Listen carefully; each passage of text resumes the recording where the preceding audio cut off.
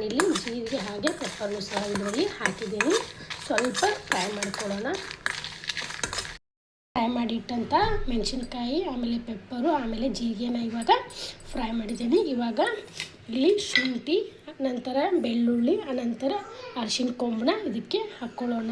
ಇವಾಗ ಇದನ್ನು ಸ್ವಲ್ಪ ಹುಣಸೆಹಣ್ಣಿನ ರಸ ಹಾಕಿ ಇವಾಗ ಇದನ್ನು ಮಿಕ್ಸಿಗೆ ಹಿಡ್ಕೊಳ್ಳೋಣ. ಇವಾಗ ನಾನು ಮಿಕ್ಸಿಲಿ ಅತಿಯಾಗಿ ಸಾಫ್ಟ್ ಇಲ್ಲ, ಸ್ವಲ್ಪ ತರಿಯಾಗಿ ರುಬ್ಕೊಂಡಿದ್ದೀನಿ. ಇದಕ್ಕೆ ಸಾಸಿವೆ ಜೀರಿಗೆ ಹಾಗೆ ಕಟ್ ಮಾಡ್ಕೊಂಡಿರುವಂತಹ ಮೆಣಸಿನ್ಕಾಯಿ ಹಾಗೆ ಕರಿಬೇವು ಇವಾಗ ಒಂದು ಚಿಟಿಕೆಯಷ್ಟು ಉಂಡು. ಇವಾಗ ಬೇಯಿಸಿ ಇಟ್ಟುಕೊಂಡಿರೋಂಥ ಬೇಳೆ ಹಾಗೆ ಟೊಮೆಟೊನ ಹೀಗೆ ಒಗ್ಗರಣೆಗೆ ಹಾಕ್ಕೊಳ್ಳೋಣ. ಹಾಕ್ಕೊಂಡಿರೋಂಥ ಮಸಾಲೆನ ಮಿಕ್ಸಿಗೆ ಹಾಕ್ಕೊಳ್ಳೋಣ. ಮಿಕ್ಸಿಯಿಂದ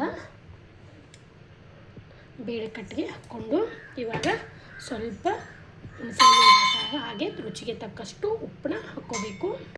ನಿಮಗೆ ರಸಮ್ ಕ್ವಾಂಟಿಟಿ ಜಾಸ್ತಿ ಬೇಕಂದರೆ ನೀವು ಇಲ್ಲಿ ಸ್ವಲ್ಪ ತಿಳುವಾಗಿ, ಅತಿಯಾಗಿ ಗಟ್ಟಿ ಇರಬಾರ್ದು, ಸ್ವಲ್ಪ ತಿಳುವಾಗಿ ಜಾಸ್ತಿ ನೀರನ್ನ ಇಲ್ಲಿ ತಿಳು ಮಾಡ್ಕೊಳ್ಳಲು ಜಾಸ್ತಿ ನೀರನ್ನ ಹಾಕ್ಕೊಳ್ಳಿ. ನಾನಿಲ್ಲಿ 1-2 ಸ್ಪೂನಷ್ಟು ಹುಣಸೆಹಣ್ಣಿನ ರಸನ ಹಾಕ್ಕೊಳ್ತೀನಿ.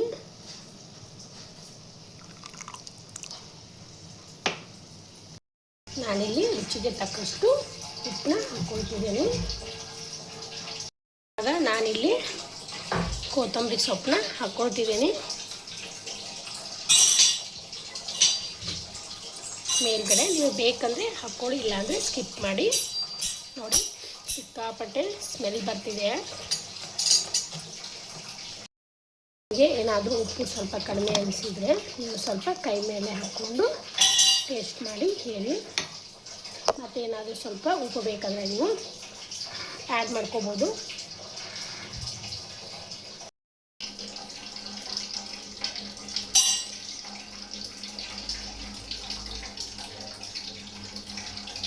ಹೇಗೈತಿ?